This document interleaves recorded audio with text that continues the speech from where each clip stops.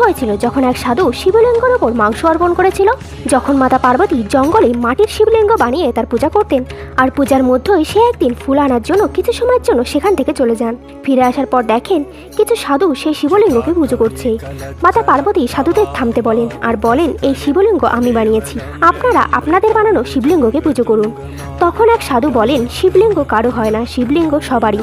তখনই এক সাধু, যে বাস্তবে স্বয়ং ভগবান শিব ছিলেন, সে শিবলিঙ্গের ওপর মাংস অর্পণ করতে থাকে। এটি দেখে মাতা পার্বতী অবাক হন, তাকে থামিয়ে দিয়ে বলেন, শিবলিঙ্গে বেলপত্র ও ধূত্রা অর্পণ করতে হয়।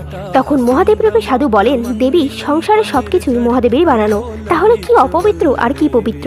আর এটি বলে যখনই সে মাংস অর্পণ করে, মাংস শিবলিঙ্গে সমাহিত হয়ে যায়। তারপর যখন মাতা পার্বতী শিবলিঙ্গে ফুল অর্পণ করে, তখন মহাদেব সেটি স্বীকার করেন না। এটি দেখে মাতা পার্বতী হতাশ হয়ে যান আর বলেন, মহাদেব আপনাদের অপবিত্র মাংস কিভাবে স্বীকার করলো? তখন সাধুরূপে ভগবান শিব বলেন, ভক্তি বাইরে থেকে নয়, মনের ভিতর থেকে আসে।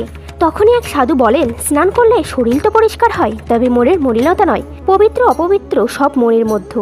তখন মাতা পার্বতী নিজের ভুল বুঝতে পারেন আর সাধুদের কাছে ক্ষমা চান এবং নিজেকে পূর্ণ সমর্পণের সঙ্গে শিবলিঙ্গকে পূজা করতে থাকে। হর হর মহাদেব।